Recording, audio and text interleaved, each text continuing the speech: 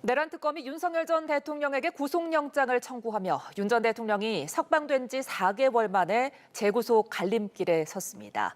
9일 오후 2시에 구속영장 심사가 열린다고 하는데요. 관련 내용과 김건희 특검 이야기 홍정석 변호사와 함께 나눠봅니다. 안녕하십니까? 안녕하세요. 예, 윤 전 대통령의 재구속 여부를 가를 구속심사 이제 내일 모레 열린다고 하는데 윤 전 대통령은 직접 출석한다고 하네요. 네, 방금 그렇게 저도 들었습니다. 예. 자, 그렇다면 변수가 어떤 게 있을 수 있을까요? 지금 영장 심사에서의 변수는 사실 변호인과 특검 간의 치열한 법리 다툼이 가장 큰 변수가 될 테고요. 예. 추가적으로는 지금 여와 야 간에 이제 정치적 이슈화하려고 하는 이제 움직임들이나 아니면은 여당에서는 이것을 이제 법치주의의 확립이라고 이제 보고 주장하는 그런 내용들이 얼마나 반영될지에 대한 또 변수가 있을 수 있고 예. 예전에 또 서부지방법원 사태처럼 지지자들의 움직임도 또 하나의 변수로 작용할 여지도 있을 것 같습니다. 윤 전 대통령이 직접 출석하는 것도 좀 어떤 배경인지 궁금한데 어떻게 추측을 좀 해볼 수 있을까요? 영장 심사에서 본인이 통상적으로 출석하는 것은 이제 통상적으로 이루어지는 일이고요. 예.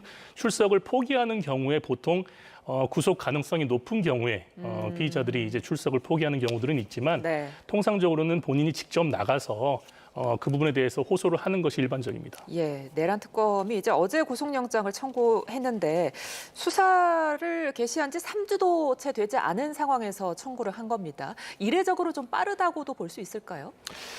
이 수사의 성격상 이제 그 시기가 이제 결정될 수 있는데요. 예.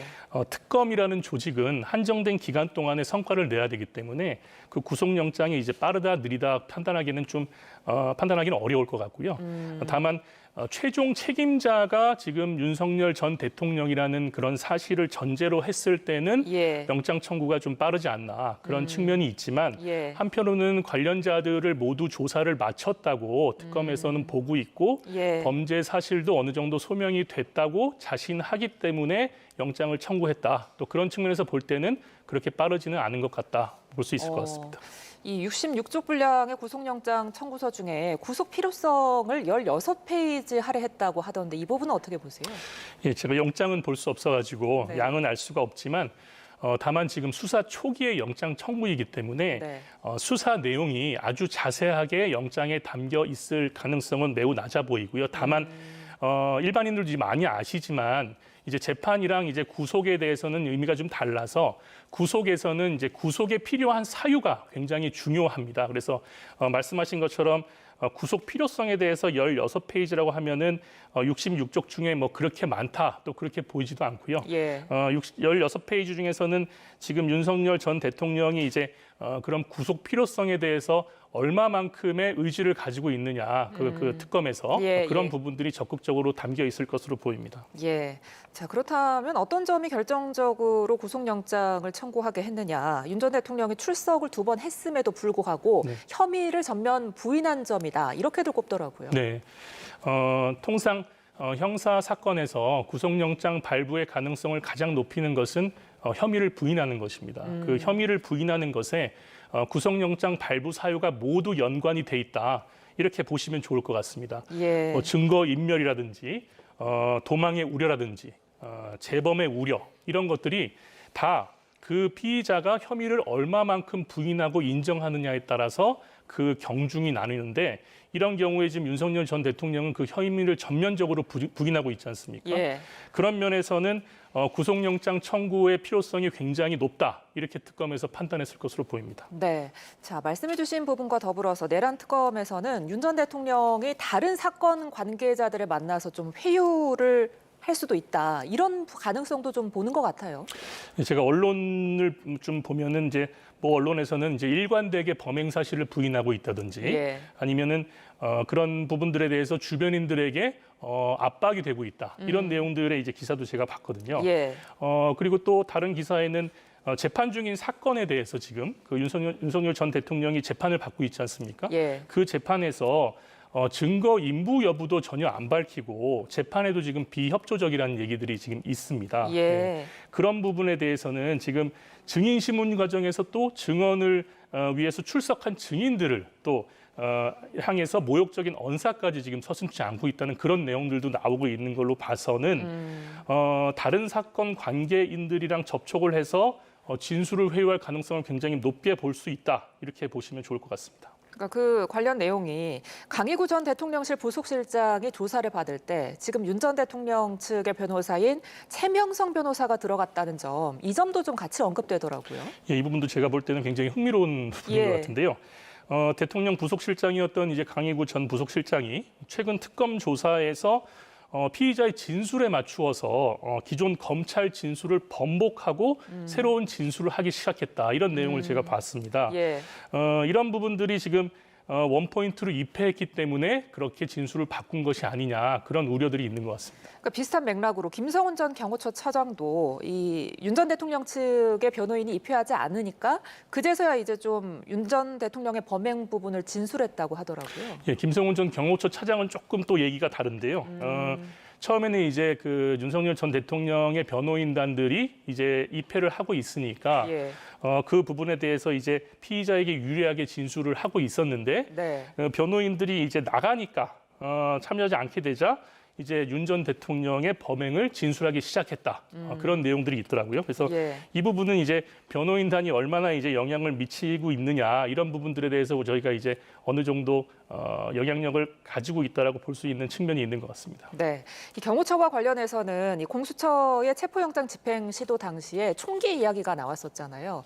이 관련해서 이번에 나온 이야기가 그때 당시에 윤 전 대통령이 경찰은 총기를 갖고 있는 걸 보여주기만 해도 두려워할 거다. 이렇게 이야기했다고 지금 파악을 하더라고요. 네. 여태까지 알려졌던 것과는 조금 뉘앙스가 약간 다르긴 하죠. 그러니까 이 부분은 이제 경찰 수사기관도 총기가 있을 수 있지 않습니까? 예. 근데 이제 그 부분에 대해서 이제 경찰한테 총기를 보여주기만 해도 두려워할 거라는 거는 이제 경호처 직원들이나 당시에 그 경찰의 이런 그 강제 그 수사를 저지해야 되는 그런 입장에 있는 공무원들에 대해서 예. 윤석열 전 대통령이 이 부분에 대해서 설득을 하기 위해서 그런 멘트를 했지 않나 이렇게 보고 있습니다. 그리고 이제 그 김성훈 전 차장에게 지금 수사받는 세 사람의 비화폰 단말기들 그대로 놔둬도 되냐 이렇게 다그쳤다고 하던데요. 네, 이게 피의자가 이런 비화폰 통신 기록이 이제 굉장히 지금 이런 사건에서는 이제 은밀하게 지시가 이루어지고 네. 특히 이 사건에서 비화폰이 사용됐다는 얘기들이 많이 나오지 않습니까? 예. 그러니까 그 비화폰이 남아 있으면 그게 이제 중요한 증거로 사용될 여지가 높으니까 이 부분에 대해서 이제 윤석열 전 대통령이 지시를 한 것으로 특검이 파악하고 있는 것으로 보이고 예. 이 부분은 그 김성훈 전 차장이 비화폰 관리 담당자에 대한 이제 직권 남용 행위를 교사한 것, 즉 대통령 등의 경우에 관한 법률 위반 교사에 해당한다. 이렇게 보시면 좋을 것 같습니다. 예. 자, 더불어서 지금 윤 전 대통령의 구속영장에는 외환 혐의는 제외됐다고 하는데 이 부분은 그럼 구속을 해서 뭐 수사를 하겠다는 걸까요? 이 외환 혐의에 대해서는 이제 언론이나 이런 데들에서 얘기는 많이 나오고 있는데 예. 특검에서 지금 수사가 많이 이루어지지 않은 상태로 보입니다. 예. 그래서 이 부분이 영장에 담기기는 어려운 지금 상황으로 보여서 이 부분이 빠진 것으로 보이고 네. 또 이 부분에 대해서 이제 외환 유치죄에 해당하느냐 일반 이적죄에 해당하느냐 여러 얘기들이 많기 때문에 이 네. 부분에 대해서는 추가 수사가 필요하다고 보고 영장에서는 빠진 것으로 보입니다. 네. 자, 윤 전 대통령 이제 구속 취소 석방 4개월 만에 이제 다시 기로에 놓인 셈인데 법원이 어떻게 결정할까요? 이 부분은 굉장히 법원에서 굉장히 어려운 판단을 이제 해야 되는 상황으로 보이는데요. 아까 말씀드린 것처럼 구속영장은 구속의 필요성 여부에 대해서 판단이 되기 때문에 예. 법원에서도 지금 사안의 중대성이나 이런 범위에 대해서 이제 판단도 하겠지만 지금 사안인 만큼 네. 구속의 필요성, 즉 원리 원칙에 기해서 법치주의에 기해서 판단을 할 것으로 보입니다. 예, 김건희 특검도 좀 살펴보겠습니다. 지금 삼부토건과 양평고속도로 특혜 의혹을 투트랙으로 수사하고 있는 모양인데 수사 상황을 좀 정리를 해볼까요? 예, 김건희 특검법상 수사 대상은 16가지입니다. 예. 그중에서 이제 명태균 공천 개입이라든지 건진법사 청탁, 도이치모터스 등은 굉장히 상당 부분 수사가 진행돼서 이 부분 말고 이제 삼부토건과 양평고속도로 종점 변경 특혜 의혹이 이제 굉장히 이슈가 되고 있는 상황으로 보이는데요. 네. 말씀드렸듯이 이제 삼부토건과 양평고속도로 특혜 의혹이 이제 언론에 가장 많이 나오지만 다른 사안들에 대해서도 지금 수사가 그 물밑에서 굉장히 활발히 진행되는 것으로 알고 있습니다. 왜냐하면 저희가 이제 일반인들은 압수수색이나 소환 조사가 없으면 그 사안에 대해서 관심이 좀 줄어들기 마련인데 네. 수사팀에서는 그 16가지 혐의에 대해서 모두 수사가 굉장히 적극적으로 진행되고 있을 것으로 보입니다. 네, 이 양평고속도로 특혜 의혹과 관련해서 만약에 이제 원희룡 전 장관이 김건희 여사의 어떤 부정한 영향력에 움직였다 이런 사실이 확인이 된다면 김 여사의 국정농단 의혹으로까지 좀 혐의가 성립될 수 있는 걸까요? 국정농단은 원래 법률 용어는 아닙니다. 예. 예전에 이제 제가 최순실 특검에 있을 때도 이제 국정농단이란 단어가 사용됐지만 정식 법률 용어는 아니고요. 말씀하신 것처럼 우리 그 김 여사가 만약에 이제 원희룡 전 장관 등을 통해서 종점 변경 과정에 개입한 게 있다고 해도 과연 어떤 방식으로 적용을 할 것인가 굉장히 관건이 될 것입니다. 왜냐하면 김건희 여사가 공무원이 아니기 때문에 뇌물이나 직권남용의 주범이 될 수가 없습니다. 예. 따라서 이제 공범이나 이제 뭐 교사범이나 이런 쪽으로 이제 돼야 되는데 그런 부분들을 어떻게 성립시킬 수 있는지에 대한 고민이 굉장히 깊을 것 같습니다. 자, 여기에 이제 더해서 지금 우리 기술 주가 조작 의혹에도 수사력을 모으고 있다는데 이 부분과 관련해서는 공소시효가 관건이라고요?